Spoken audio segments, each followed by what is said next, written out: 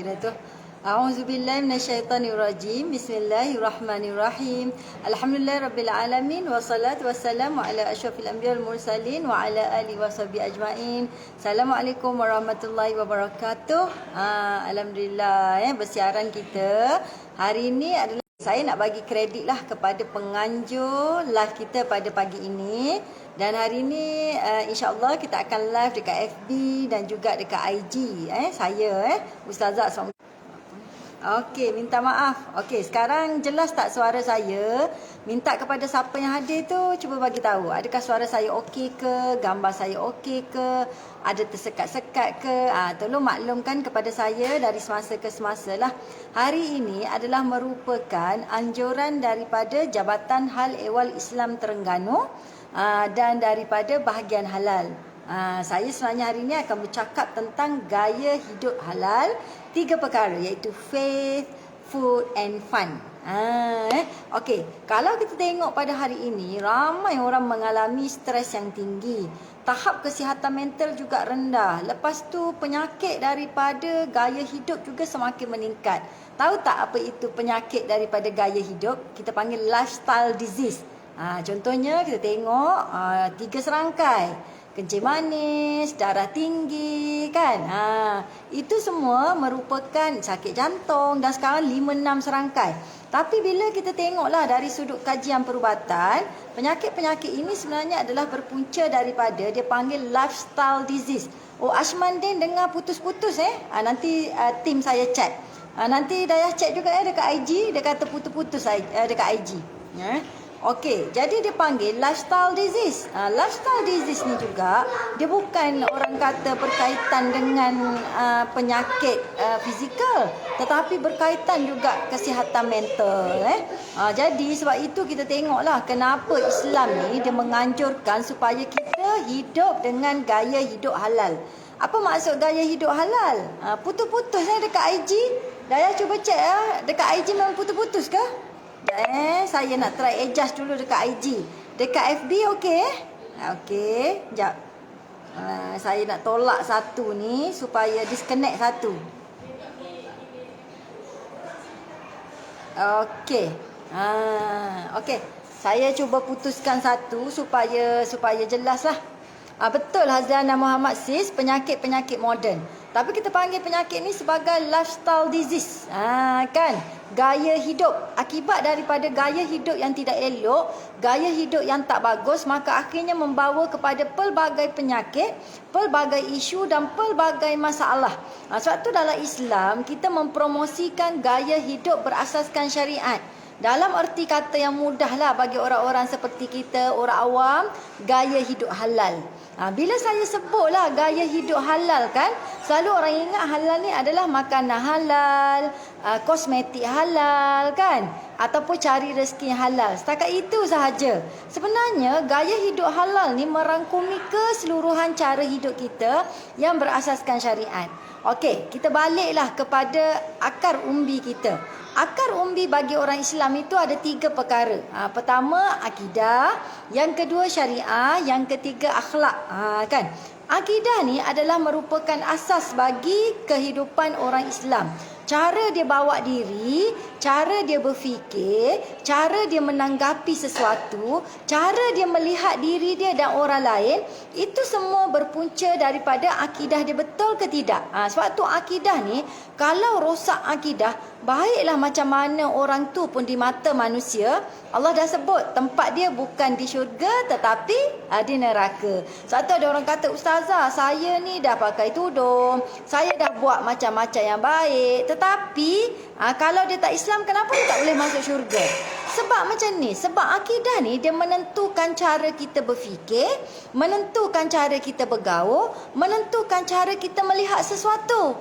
Sebab itulah kalau kita tengok, kalau akidah tu tak betul, mula dengan cara hidup tak betul, akhirnya dia akan memberi kesan yang berpanjangan dalam cara kita menangani kehidupan. Itu basic yang pertama. Yang kedua adalah syariah. Syariah ni apa dia? Syariah ni adalah bagaimana kita menguruskan kehidupan kita. Kalau kita belajar ilmu syariah ni dia ada pelbagai spektrum. Bermula daripada cara makan, cara hidup, cara berpakaian, cara cari rezeki, cara bersukan, cara berhibur, cara berkeluarga, cara berekonomi, cara berpolitik, cara nak mengembangkan teknologi dan sains. Semua itu termasuk dalam rangkuman syariah. Maknanya kalau kita nak hidup cara Islam, kalau kita nak hidup dengan kaedah yang sejahtera, kekal abadi dan kebahagiaan hakiki, kita kena belajar hidup berpandukan syariat. Dalam bahasa mudah orang kita biasalah, iaitu cara hidup halal. Kalau kita ikut cara hidup halal, insya-Allah kita akan dapat peace of mind. Apa maksud peace of mind? Ketenangan minda. Kita akan dapat apa dia? Ketenangan hati, kebahagiaan hati. Dan kita akan dapat keselamatan di dunia dan akhirat. Dia gini tuan-tuan dan puan-puan. Saya tengok dekat IG ni nampaknya suara macam dah okey dah ya. Alhamdulillah. Sekejap lagi saya akan layan-layan soalan sebelum tu saya nak maklumkanlah bahawa rancangan kita pada pagi ini, rancangan macam kat TV kan. Rancangan program kita pagi ini ditaja oleh Jabatan Hal Ehwal Islam Terengganu Bahagian Halal. Kan ya, bertaaruf pun kena dengan cara yang halal, cara ikut syariat. Kalau kita ikut syariat, insya-Allah saya dah sebut tadi dia punya kelebihan-kelebihan. Dia macam ni. Bila kita nak uruskan kehidupan kita, kita boleh gunakan ideologi-ideologi, kita gunakan cara logik manusia boleh. Tetapi terbukti, kalau kita tengoklah dalam pandangan yang lebih luas, ramai orang di dunia ini cuba menggunakan kaedah sendiri untuk menguruskan kehidupan. Contohnya dia kata, okey, kalau berekonomi ni dia kata kita guna kaedah kita iaitu riba, tapi riba yang minimum. Kita guna kaedah judi, tapi judi yang tidak memudaratkan. Tak apa ustazah pakai macam ni, tapi hati mesti baik. Lepas tu mereka memperkenalkan pelbagai kaedah, metodologi untuk menguruskan kehidupan. Tetapi akhirnya kita tengok apabila tidak berlandaskan syariah, dia akan tetap membawa masalah. Dan bila ada masalah, manusia ni tak bahagia.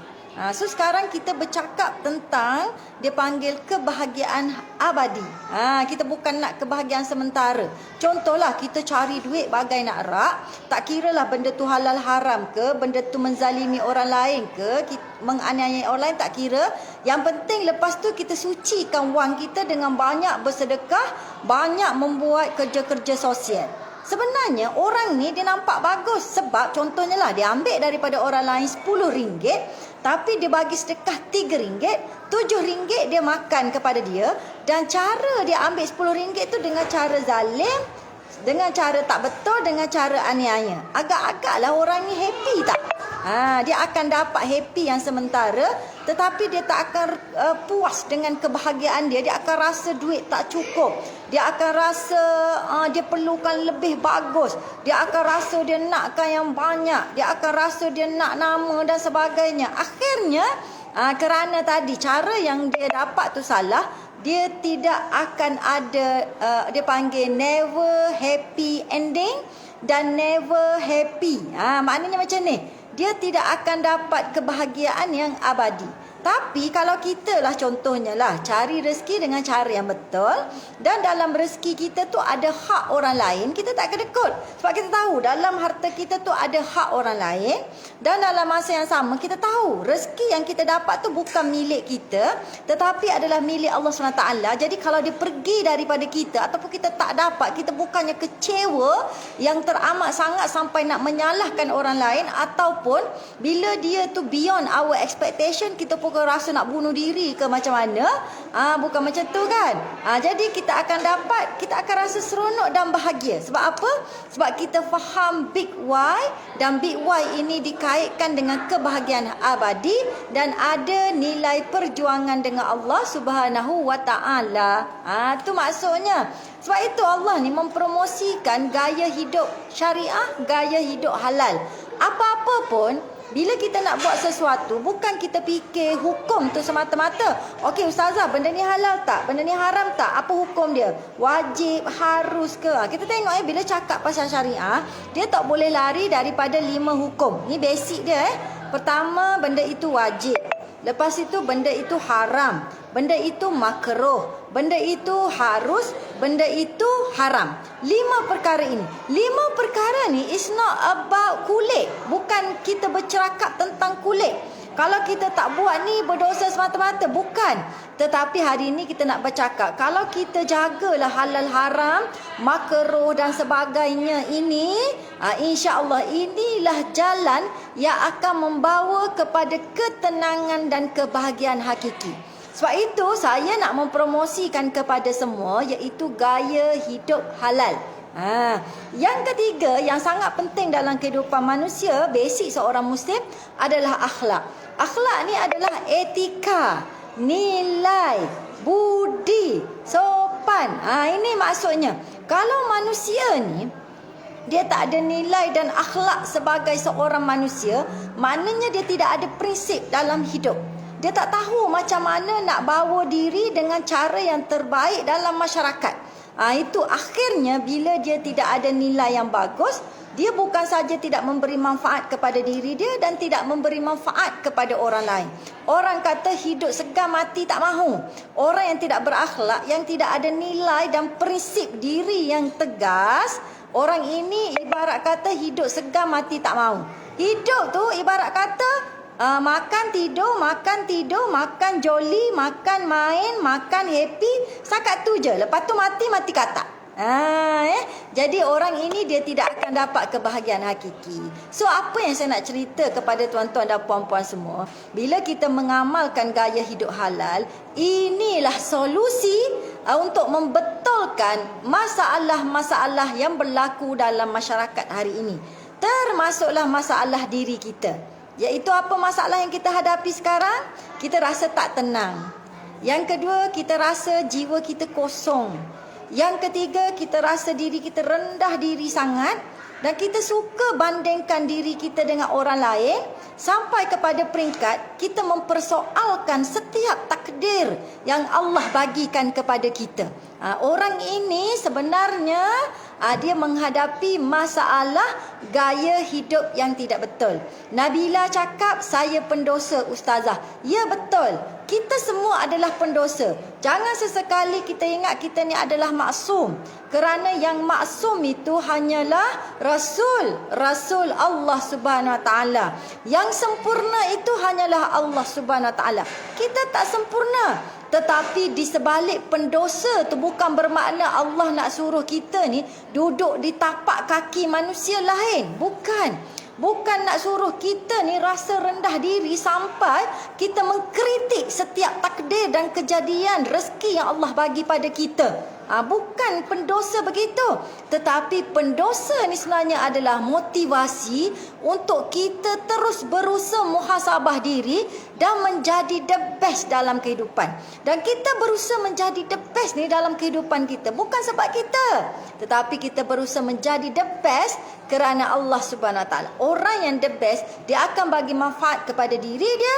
Dia akan bagi manfaat kepada orang lain. Dia akan juga bagi manfaat kepada agama, bangsa dan negara. Ini baru yang kita panggil hidup segan dan sentiasa hidup. Dia tak mati-mati.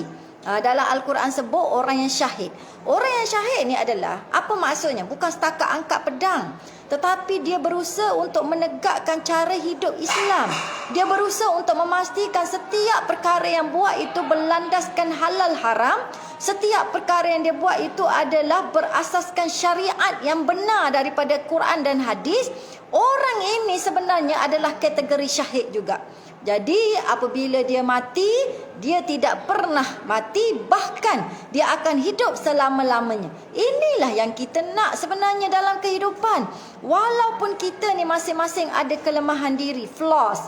Macam tuan-tuan tengok saya pun ada kelemahan. Cuba tengok dekat bawah mata saya ni, dah ada keriput-keriput tanda tua. Bermaknanya dari segi tenaga saya pun sudah berkurangan. Dari segi pemikiran saya pun mungkin sudah tidak sekuat ketika saya umur 30 dan 20. Maknanya kehidupan saya ni dah semakin merosot menuju ke alam tua. Rambut pun mungkin dah semakin memutih. Maknanya dah nampak dah garis-garis ketuaan ini. Jadi itulah kita. Namun begitu, sebagai seorang manusia yang kita tahu ni kita pendosa, semakin kita berusia, kita semakin matang. Dari segi iman, kita semakin gemuk dan semakin muda. Dia terbalik sebenarnya tuan-tuan dan puan-puan.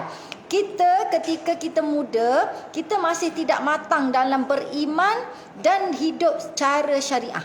Maknanya kita tahu apa itu rukun iman, apa itu rukun Islam. Tapi ketika kita kanak-kanak, kita tak banyak lagi ujian dan cabaran. Ketika itu kita tak tahu lagi sebenarnya kita ni mampu tak hadapi cabaran untuk istiqamah di jalan halal dan haram ini. Tetapi semakin berusia, ketika itulah kita tahu sebenarnya apa yang kita nak dalam kehidupan. Apa pandangan kita terhadap kehidupan dan orang lain? Apa pandangan kita terhadap agama? Apa pandangan kita terhadap bangsa kita? Apa pandangan kita terhadap anak-anak kita? Ketika itulah Allah nak tengok kita ni istiqamah ke tak istiqamah. Sebab tu betul Hazanah Muhammad Asih saya sebut, semakin berusia sebenarnya roh kita. Roh ni adalah makanan dia iman. Roh dan iman kita semakin gemuk dan semakin muda. Kalau kita tengok dekat luar ni dah tua saya ni kan, dah tua. Hazliana kenal saya daripada budak, betul tak? Budak-budak dulu Kak Mak macam lain, betul tak Budak dengan kurusnya, dengan comelnya, dengan kulitnya orang kata betul-betul. Tetapi sekarang dah tua, tetapi sepatutnya kita semakin tua, roh kita semakin gemuk dan roh kita ini semakin matang, roh kita ni semakin menjadi belia remaja.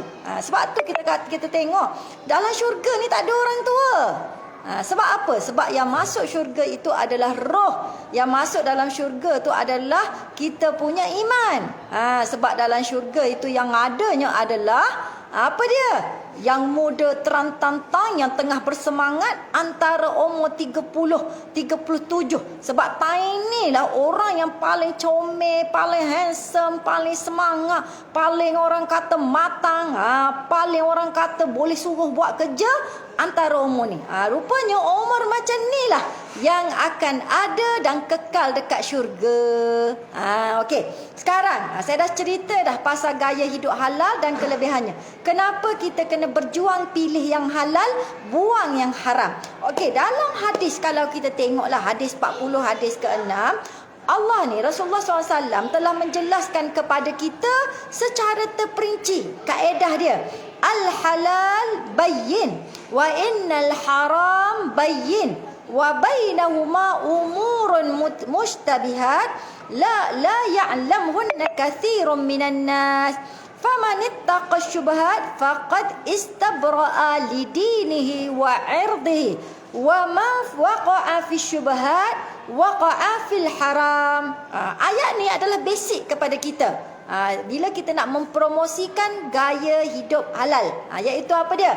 Sesungguhnya halal itu sudah jelas. Dalam Quran Allah dah cerita itu apa itu halal. Haram juga sudah jelas. Apa itu tak boleh? Boleh tak boleh? Cuma kita nak ikut ke tak nak ikut? Terpulanglah pada tuan-tuan dan puan-puan. Atau tuan-tuan dan puan-puan rasa macam nak tutup sekejap mata. Tak apalah. Nanti tualah saya bertaubat. Kita lawan juga. Kalau ustazah kata A, kita cari excuses B. Kita cari excuses C. Tak. Sebenarnya awak tahu apa itu halal, apa itu haram. Betul tak?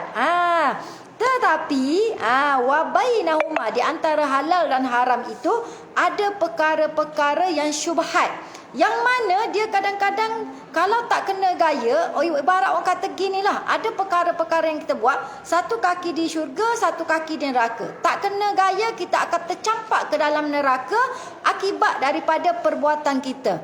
Yang kadang-kadang kita rasa benda kita buat tu baik, tetapi bukan berlandaskan kaedah dan cara hidup Islam, dia boleh juga terjun ke dalam neraka. Itu maksudnya. Sebab itu dia kata tak ramai orang yang tahu, yang mengerti maksudnya, yang betul-betul faham apa itu perkara syubhat. Dan sesiapalah yang bertakwa, yang menjauhi, yang berusaha menjaga syubhat ni, orang kata warak dalam menjaga hukum hakam, maka Allah akan membersihkan dirinya dan juga maruahnya dan agamanya. Siapa yang terjatuh dalam perkara syubhat, ibaratnya terjatuh juga dalam perkara yang haram.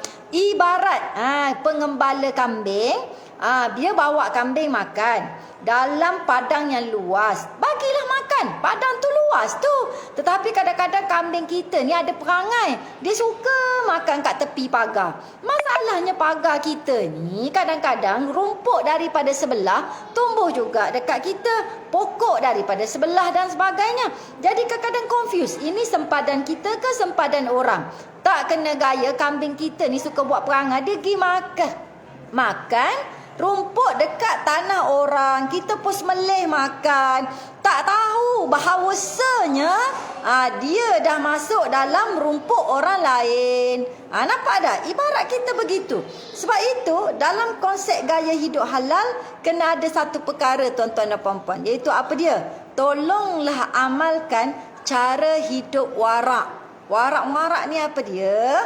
Bila kita nak buat sesuatu, nak makan sesuatu, nak pakai sesuatu, nak invest sesuatu, nak besarkan sesuatu, anything dalam kehidupan, tolong fikir apa itu halal, apa itu haram dulu.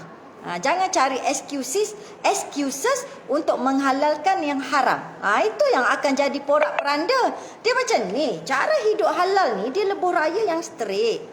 Tepi-tepi tu banyak benda syubhat dan banyak benda haram. Nampak tak? Tapi kalau kita gunakan cara hidup syubhah, cara hidup haram, kita akan semakin sesat di tepi highway. Tak sampai-sampai ke destinasi. Sebab itu kita kena faham macam tu. Cuba puan-puan tengok cara hidup orang Jepun. Kalau puan-puan pergi Jepun, very systematic, very modern. Anak-anak tu pergi sekolah tu sendiri je, dari sudut bersih, dari sudut kes jenayah. Tetapi di Jepun ni industri porno ni adalah antara yang terbesar di dunia. Satu, kejadian bunuh diri adalah sangat tinggi. Lepas tu orang dia ni sampai ibarat kata cari harta ni, tidur hidup mati di office, keluarga tak tahu ke mana. Kan, adakah ini kehidupan yang sebenar? Betul tak? Lepas tu bila dia kerja tak peduli kawan-kawan lain tertindas ke, terzalim ke, dia punya line zalim ke, aniaya, dia yang buat sendiri, bukan Allah Subhanahu Wa Taala. Bila manusia letak apa itu zalim, manusia yang buat garisan sendiri, manusia tahu ke apa yang betul dengan tak betul? Kita akan jadi seperti barat. Di mana dia kata okey, tak apa, awak nak pakai apa pun pakailah. Tak kisahlah terbuka sana terbuka sini, as long as you're right. Tetapi bila orang ganggu gugat dia kata sexual harassment. Tapi kalau orang kata awak kenalah prevent, kenalah mencegah supaya tidaklah orang melakukan sexual harassment, dia pula kata this is my right lah to wear anything, this is my right as women. Tapi bila orang harass you marah.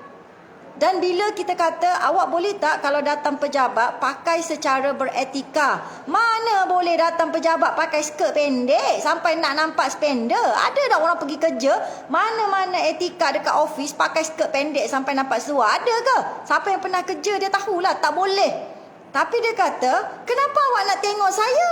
Dia kata this is my right to wear like this, and your right is not to look at me. Masalah mulut depan aku sengih tu. Nampak tak? Dia jadi celaru tahu cara hidup. Akhirnya dia tak tahu mana betul, mana salah. Kita tengoklah perjuangan LGBT. Kita dalam Islam dah jelas, kalau khunsa tu kita terima. Tapi selain daripada khunsa, kita tak terima. Sebab dia never ending story. Satu kali dia kata bila umur 10 tahun tu, saya nak potong lah semua-semua yang ada sebab saya pilih untuk jadi wanita. 10 tahun tu. And then the doctor cannot say anything to him. Saya tak boleh nak nasihat, saya tak boleh option sebab itu kanak-kanak punya right. So potong-potong lah.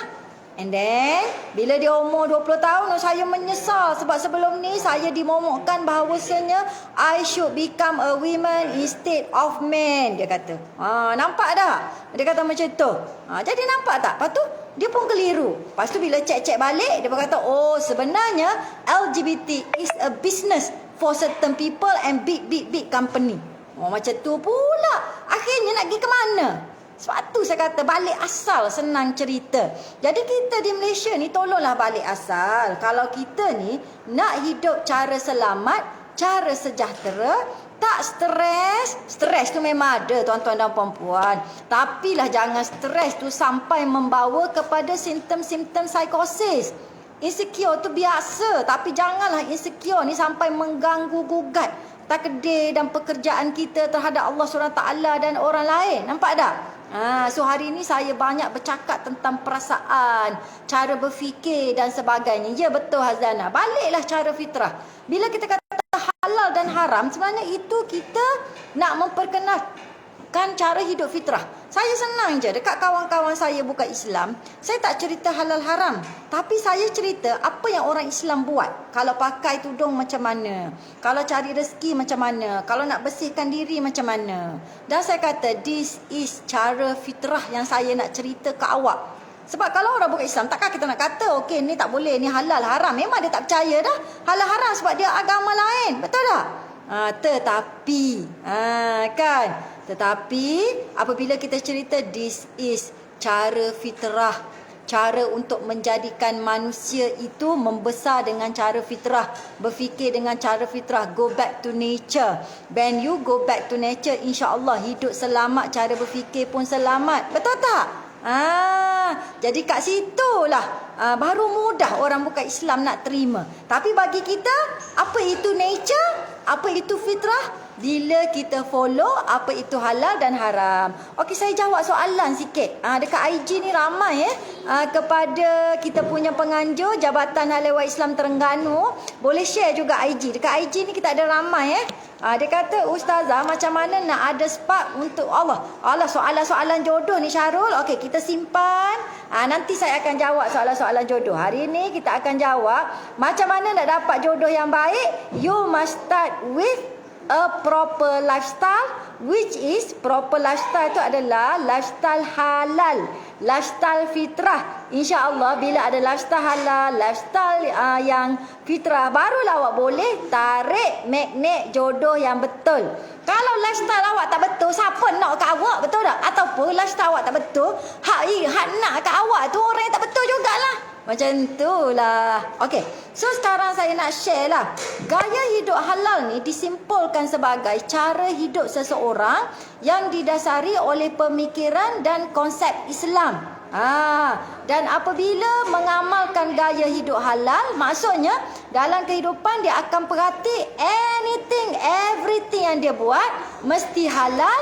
Dan dia akan tengok kalau dilarang oleh agama, dia akan berusaha untuk menjauhkan diri daripada perkara tersebut. Itulah warak sebenarnya. Warak ni bukan berjalan tunduk. Warak ni bukan bercakap perlahan-lahan. Warak ni awak tak munculkan diri depan orang. Tak, it's an option. Itu cara warak dia. Tapi warak yang sebenar ialah awak berusaha betul-betul untuk menjauhi syubhat dan haram dan berlega-lega di dalam cara hidup halal saja. Itu warak sebenarnya. Okey. Seterusnya, orang yang menerapkan gaya hidup halal dalam kehidupan seharian adalah orang yang meneliti sebaiknya ajaran Islam. Maknanya dia cek Islam nak apa, Islam nak apa, dan apakah hikmah di sebaliknya. Dia cuba mencari makna di sebalik yang dia buat halal. Ada pun setengah orang dia kata macam ni, Ustazah nak tahu benda tu betul ke tak betul, we should try everything. Kita masuk kelab, kita try liquor, kita try berjantan berperempuan, bertina, betul tak? Kita try semua benda. And then masa tu saya tahulah apa itu halal, apa itu pahala. Saya kata belah. Orang dah hajar dah kepada awak panduan macam mana nak hidup dengan betul. Tiba-tiba you kata nak tahu benda tu betul ke tak betul, you should try everything. Mana boleh. Macam ni lah saya nak cerita ke awak. Awak nak berniaga. Lepas tu saya sebagai sifu contohnya, saya dah lalu dah cara berniaga ni macam mana. Lepas tu saya pun share kat awak. Kalau nak berniaga dengan betul, awak kena jaga akaun. Awak kena susun duit macam ni. Awak kena pergi cari makan ni. Kena buat marketing macam ni. Tiba-tiba you kata, saya tak peduli awak ni dah lalu ke tak lalu. I want to try everything.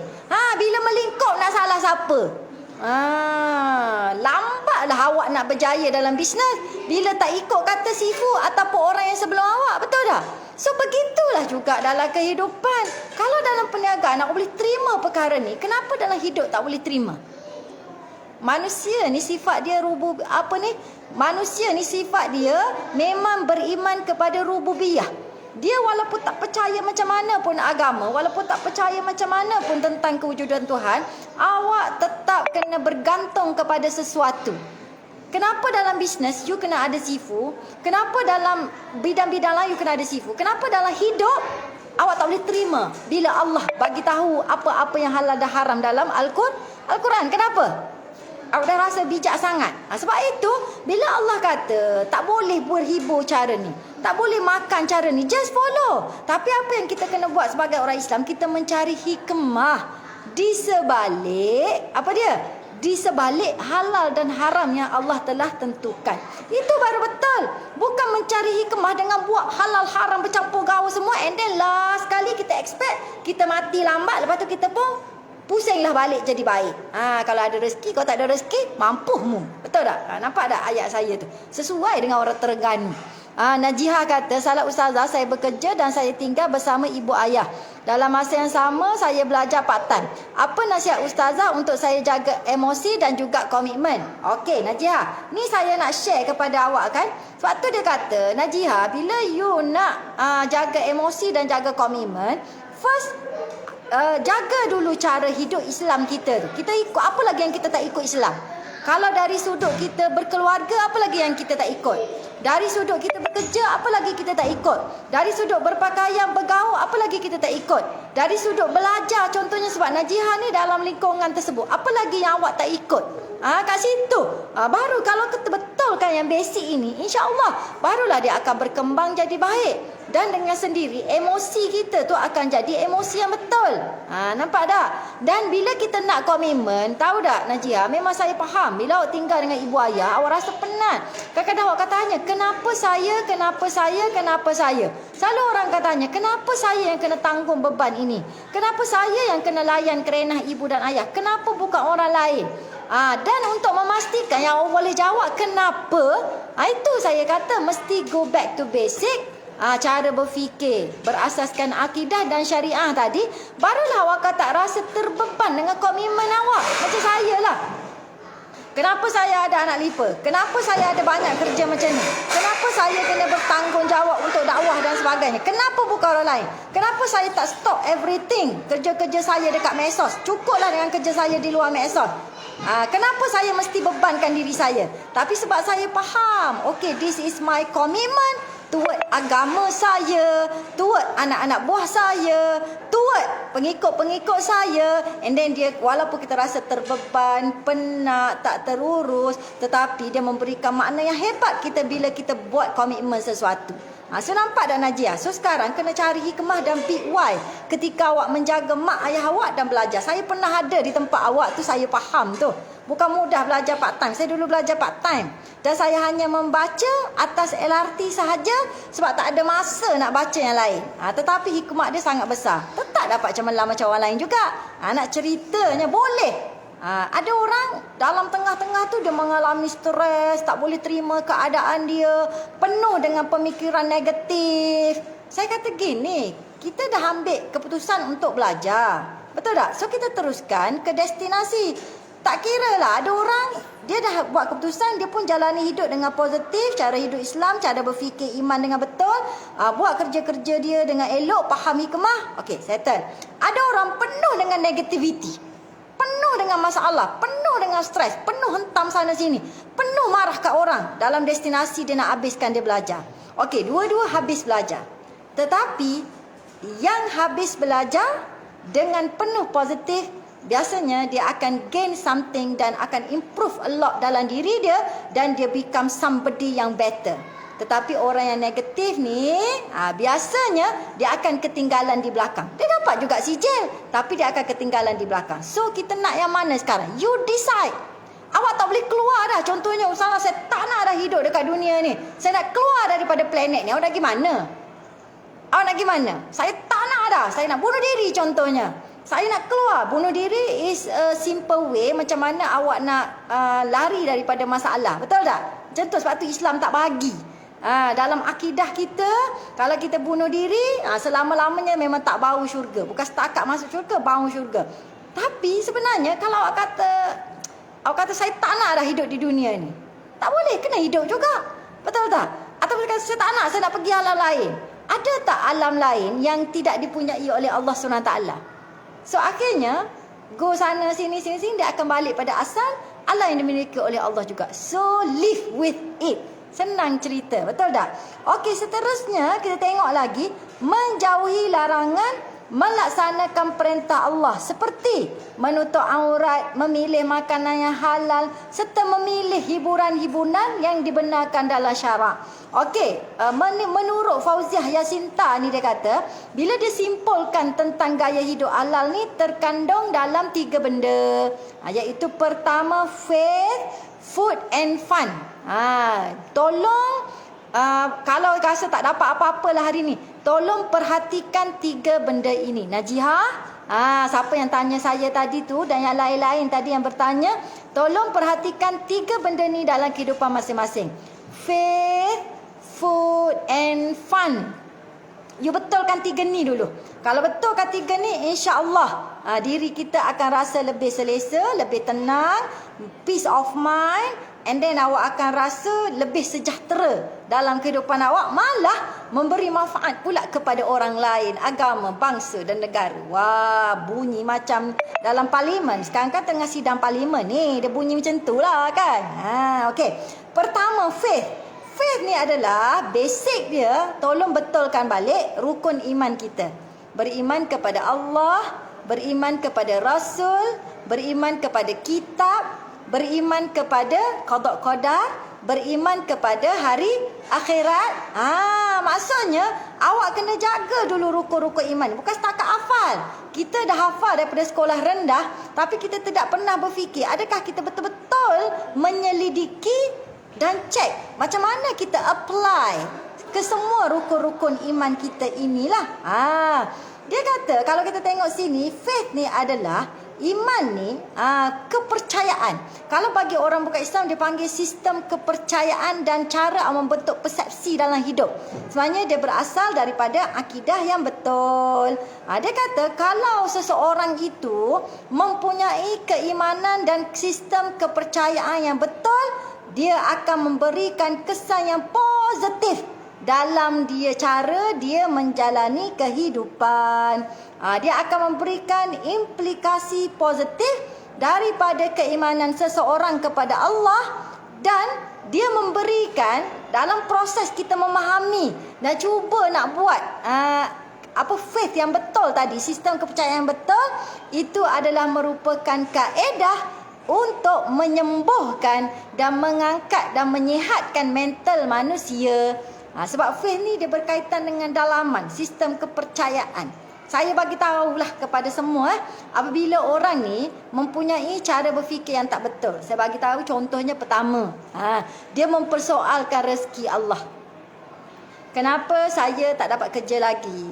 Kenapa saya dapat kerja A, tak dapat macam kawan-kawan saya kerja B? Kenapa saya buat kerja macam ni tetapi tak dapat hasil yang sepatutnya? Kenapa saya dah kerja letih-letih, tiba-tiba orang lain ambil macam tu je? Ataupun Tuhan rampas terus daripada saya orang-orang yang saya sayang, orang-orang yang saya cinta. Kenapa saya ni asyik-asyik berdepan dengan masalah? Kalau misalnya kita bertanya-tanya banyak kali, dan akhirnya respon perbuatan kita tu negatif terhadap soalan-soalan kita tadi, kita tak faham betul-betul dan tak balik pada agama, itu tandanya iman kita tak sihat. Sebab orang yang beriman sihat ni, dia percaya Allah adalah segala-galanya. Allah yang mencipta, Allah yang bagi, Allah yang boleh tarik. Kita hidup atas dunia ni sebenarnya dengan panduan daripada Allah, dengan takdir yang Allah telah lukis dan letakkan untuk kita. So in everything kita redalah dengan apa yang Allah bagi dan live with it dengan penuh keredaan, dan kita maknanya kita terimalah segala backup plan yang Allah bagi. Dan kadang-kadang dalam kehidupan kita rasa macam kita dapat the best dan kita nak the best, tetapi Allah knows the best. Tu sebenarnya Itu konsep beriman kepada Allah yang Esa tu. Sebab tu apabila kita cuba mensekutukan Allah, maksudnya macam mana? Mensyirikkan Allah. Mensyirikkan Allah ni bukan kita percaya terus kepada Tuhan yang lain, berhala yang lain. Tak, itu memang jelas. Tapi bagi kita orang Islam, apabila kita percaya kepada Allah, tapi dalam masa yang sama kita mengagungkan material, kita mengagungkan kewangan, kita mengagungkan kecantikan dunia, kita mengagungkan keseronokan dunia. Orang ini sebenarnya sedang mempersekutukan Allah lebih daripada yang lain. Dia tahu rezeki itu daripada Allah, tapi dia tetap bergantung kepada benda haram, benda syubhah, benda yang orang kata aniaya, zalim. Mana orang ini dia tak percaya kepada rezeki Allah Subhanahu wa taala. Tu maksudnya. So dia sebenarnya ada isu dari sudut akidah. Dan dia kata, apabila lah kita ni tidak mengaplikasikan gaya hidup halal, gaya hidup beriman dan membentuk persepsi yang betul, dia akan mencederakan dan boleh memberi kesan kepada kesihatan emosi dan kesihatan mental kita. Tak percaya? Kepada sesiapa yang masuk PSY, ward PSY tahu, ward psikiatrik. Kalau kita tengah stres lah, sampai ada berlaku simptom-simptom psikosis. Contohnya lah, kan? Kita sampai menggigil bila fikirkan masa depan kita. Kita rasa sesak nafas, tak boleh bernyawa, ada anxiety. Kita pun masuklah ward PSY. Dekat ward PSY, kalau kita tengok, dia membetulkan, dia akan bagi ubat lah untuk healing kita secara fizikal, betul. Tapi dalam masa yang sama, pakar akan cuba faham kita, cuba luaskan pandangan kita, cuba alihkan stres kita, cuba betulkan emosi kita balik. Cuba betulkan balik kita punya persepsi terhadap hidup dan perkara yang kita sedang lakukan. Betul tak? Itu sebenarnya apa yang pakar kita sedang buat tu adalah berkaitan dengan akidah. Sebab tu betul, saya setuju.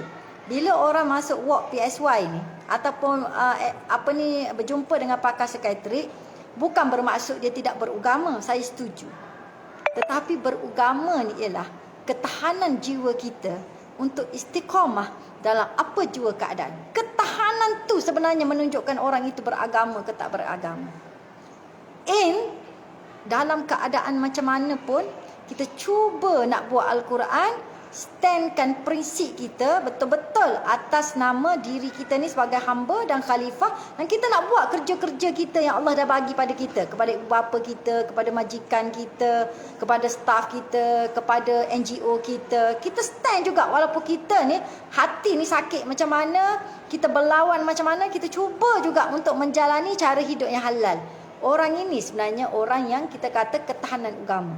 Tapi of course kadang-kadang kita tercedera dalam proses beragama. Biasa. Kadang-kadang kita jumpa ustaz, kadang-kadang kita jumpa kaunselor, kadang-kadang kita jumpa pakar psikiatrik. Tak apa, tak ada masalah.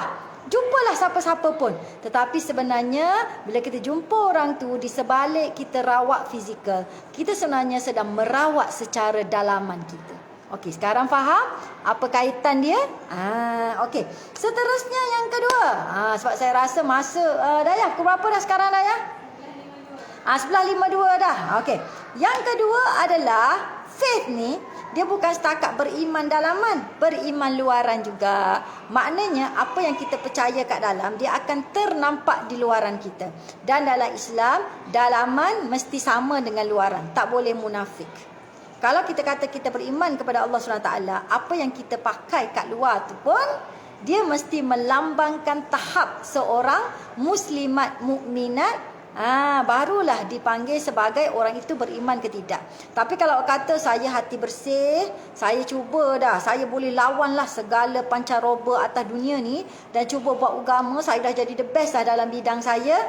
Tapi rupanya dia tak pakai tudung sempurna, tak tutup aurat dengan baik. Bila pakai kosmetik tak kira halal dah haram. Bila tabarruj tak ambil kira pun hukum hakam syariat. Contohnya lah kan. Sebenarnya orang ini tidak membawa gaya penampilan yang berasaskan iman yang betul. So kena ingat, bila kita sebut tentang iman, is not about dalaman semata-mata, tetapi ia juga berkaitan dengan luaran, dan kita tak boleh fake. Dalam luar mesti sama. Suatu iman, kita tengok apa definisi iman. Bermula daripada hati yang tulus kepada Allah. Lepas tu sebut di mulut, kena sebut syahadah, asyhadu alla ilaha illallah, aku beriman, aku pertahankan, aku buat, kena sebut. Dan mesti dibuktikan melalui anggota. Itulah gaya hidup halal. Tapi kalau berlawanan antara luaran dan dalaman, dia akan wujud konflik. Bila konflik, awak akan bermasalah. Awak akan ada, orang kata, berlawan. Diri awak sendiri tu akan berlawan. Bila diri awak sendiri berlawan, awak tak boleh nak terima diri awak tak boleh nak faham diri awak keliru dengan apa yang awak bawa. Akhirnya awak bagi kesan negatif juga kepada orang lain dan juga diri awak sendiri. So nampak tak? Tak boleh munafik dalam beriman. Termasuklah halal yang luaran. Okey, seterusnya yang kedua, kita sebut tadi faith, food. Sangat penting bagi orang Islam. Tolong teliti apa yang dia makan, apa yang dia masuk dalam perut dia, apa yang dia bagi kepada orang bawah tanggungan dia dan berkaitan dengan dia. Sangat penting. Kita bukan setakat bincang pasal halal, tetapi kita juga bercakap tentang thayyibah. Sebab tu bila kita sebutlah tentang food ni, dia sebut macam mana? Food ni dia benda basic, keperluan fisiologi seorang manusia. Kalau kita tidak penuhi keperluan asas, kalau kita belajar Maslow tu, keperluan fisiologi manusia tu kan, ada kan? Keperluan fisiologi manusia ni bila tak dipenuhi, kalau ikut orang barat, kita akan tak bahagia, kita akan memberi kesan buruk pada orang lain, kita akan membawa aura negatif untuk diri kita dan orang lain. Ni ikut ajaran barat. Tapi kalau kita, keperluan fisiologi kita mesti berasaskan agama. The basic need of manusia adalah food. Sebab tu dalam Islam banyak-banyak benda Allah sebut. Food ni mesti halalan thayyibah. Apa diceritakan? Sebab dia keperluan asasi manusia. Bukan setakat diperlukan oleh manusia, haiwan, tumbuhan dan lain-lain demi kelangsungan hidup. Maksudnya apa dia? Bila kita makan, bukan untuk makan tu untuk, orang kata makan tu untuk hidup, sekadar nak hidup, bukan hidup untuk makan. Itu baru betul falsafah Islam. Kalau hidup untuk makan, itu yang kita tak kira apa, kita langgar semua benda. Ni bahasa gangster, langgar semua benda sebab kita hidup untuk makan. Tapi sekarang tak, Islam makan untuk hidup, sekadar nak hidup. Sebab tu kita berkira-kira dalam makanan kita, sumber dia tu betul ke tak betul. Yang kedua, dia punya portion tu betul ke tak betul untuk tubuh kita. Kalau saya ni kecil, saya tak bolehlah makan banyak macam orang yang kategori bertubuh besar. Betul tak? Ataupun tulang dia kasar dan besar. Sebab saya ni kategori kecil. So makan saya setakat mungkin. Kalau orang lain makan 4 kilo, saya mungkin makan 2 kilo saja. And then bila masuk tu pula, ada cara nak consume. Allah dah ajar satu persatu. Dan bila kita belajar tentang pemakanan yang halal tu pula, dia akan kait pula dengan makanan rohani. Banyak kita bincang dalam Islam. Lepas tu bukan setakat kita nak pilih yang halal, kita nak pilih yang thayyibah. Sebab tu dalam Islam banyak ayat Quran mengenai makanan-makanan yang baik-baik. Seperti tufah, buah-buahan. Kan, binatang an'am ada cara makan dia, bukan pakai hentam semua benda, ada portion dia. Lepas tu Rasulullah ajar kita makan macam mana. Lepas tu disebutkan dengan buah tin, wazaitun, an-nahlu, madu. Benda-benda ni bukan saya nak cerita makanan sunnah is about you makan and then you dapat pahala, bukan. Tetapi itu adalah makan untuk menyuburkan keperluan asasi seorang manusia. Bila kita makan betul, insya-Allah kita akan hidup juga secara betul dan dia akan memberikan makanan yang betul kepada emosi dan mental kita. Betul ke tak betul? Sebab tu saya kan, dulu saya ingat bila saya gemuk, saya makan je. Emosi kita terjejas, mental kita pun terjejas sebenarnya. Tapi bila saya nak refresh diri saya, nak jadi orang baru, nak berfikir secara lebih rasional, nak supaya emosi dan juga mental kita stabil, apa yang saya buat? Antaranya adalah ubah cara makan, ubah cara hidup. Bila kita ubah cara makan, barulah rasional, stabil, kita fikir apa yang kita makan, and then dia bagi makanan yang betul kepada mental kita dan emosi kita. Betul tak? Tak percaya, cuba buat, pergi jumpa doktor.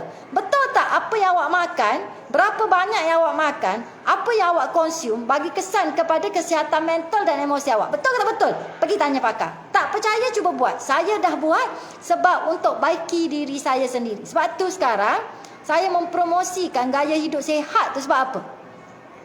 Sebab untuk kestabilan mental, kestabilan emosi, kestabilan iman. Bila kita makan dengan betul, iman kita pun stabil.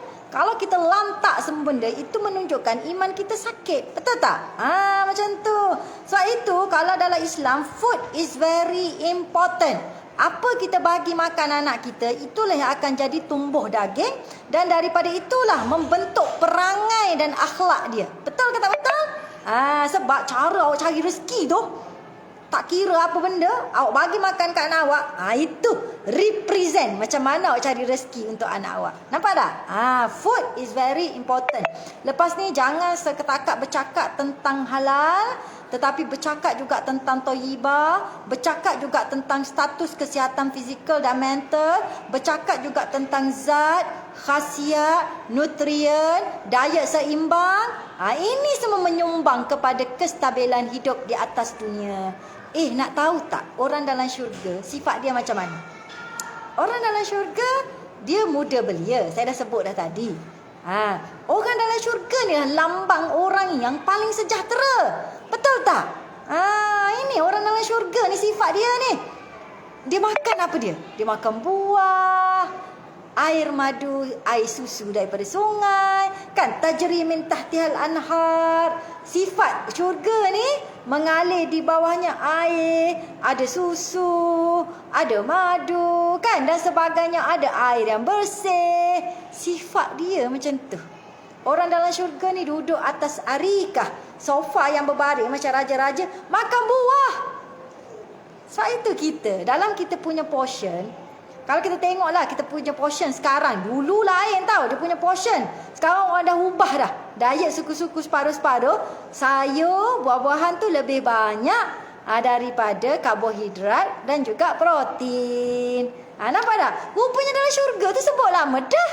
Tapi kita ni tak perasan. Share lah tip pemakanan yang baik macam Ustazah amalkan. Okey, Puan Razimah, tolong ingat ya. Nanti saya akan buat satu Zoom. Dayah, ingatkan Dayah. Macam mana makan yang baik, diet yang baik. Nanti saya share sendiri apa yang saya buat lah. Tapi saya bukan nak kurus. Saya nak sihat. Saya nak stabil. Bila sihat dan stabil, saya boleh bekerja, berjuang dengan lebih lama di jalan Allah. Kalau mati pun biarlah saya ni mati accident ke, mati terjatuh bilik air ke, tak apa. Jangan mati kerana sakit. Kecuali sakit tu ditakdirkan oleh Allah. Dah jaga dah, tiba-tiba sakit juga. Tu tak apa, tu cerita lain. Tapi tak jaga sakit, memang pada muka. Betul tak? Okey, last kali adalah fun. Manusia ni, dia nak kasih sayang. Manusia ni dia perlu release tension.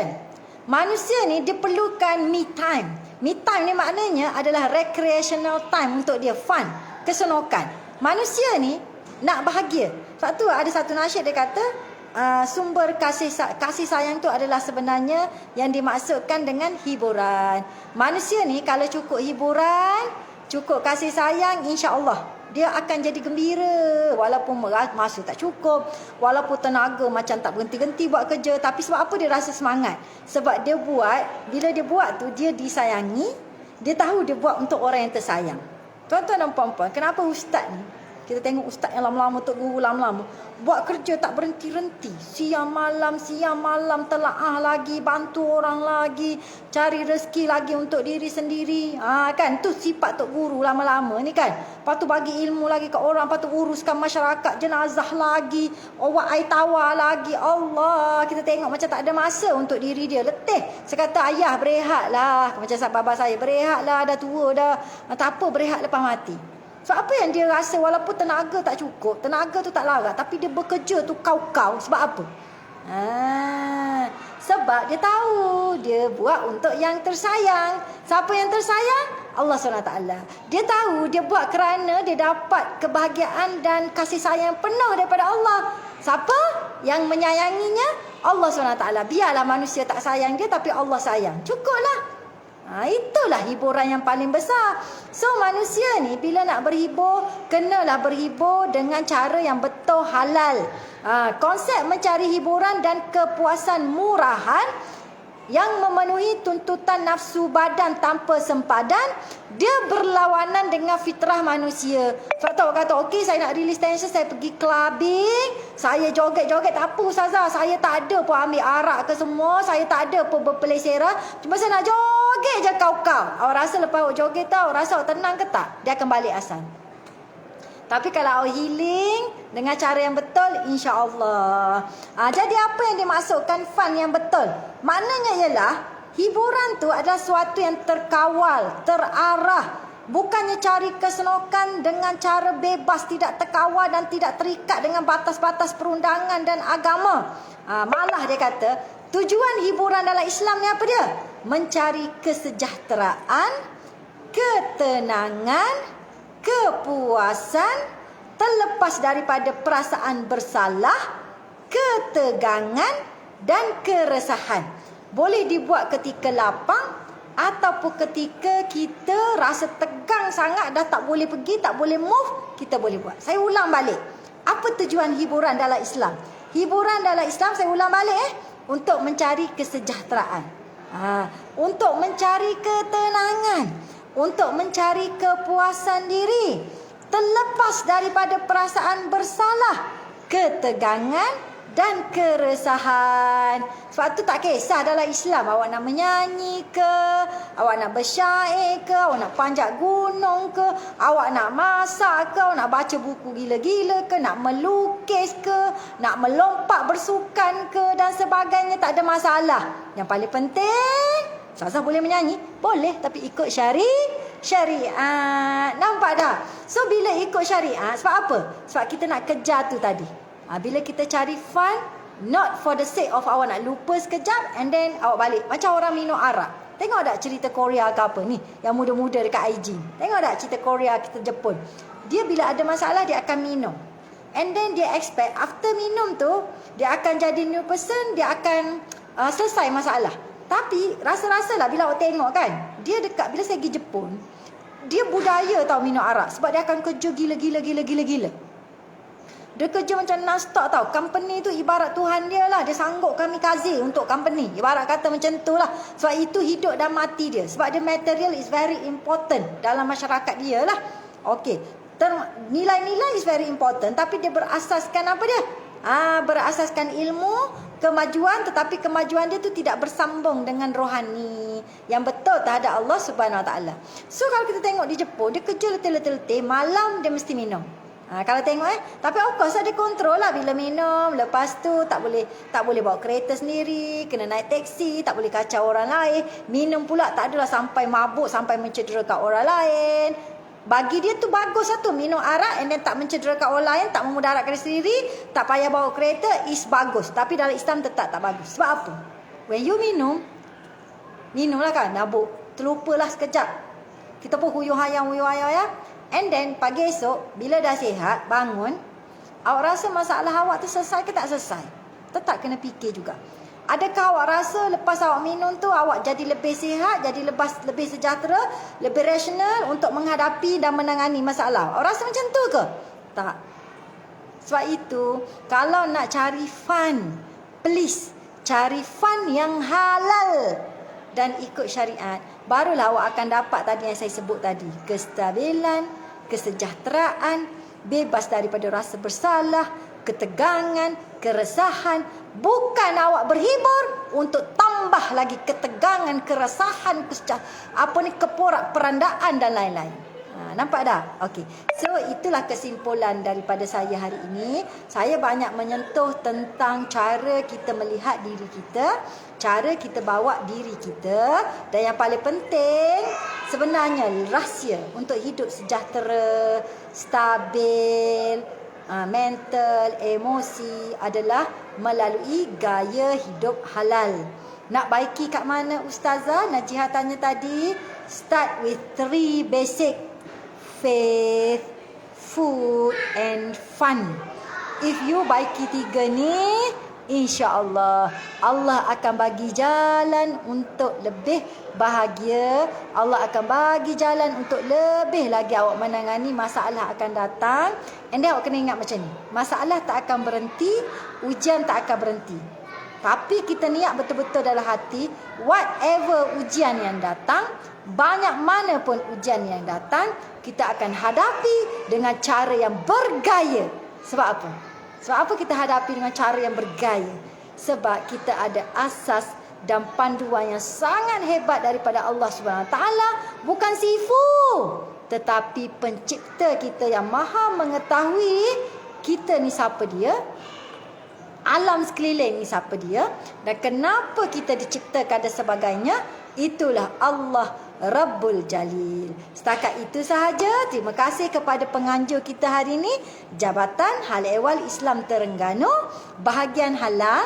Dan last sekali, kita promosikanlah cara hidup halal untuk kesejahteraan, kestabilan emosi, fizikal, rohani dan juga mental. Assalamualaikum warahmatullahi wabarakatuh.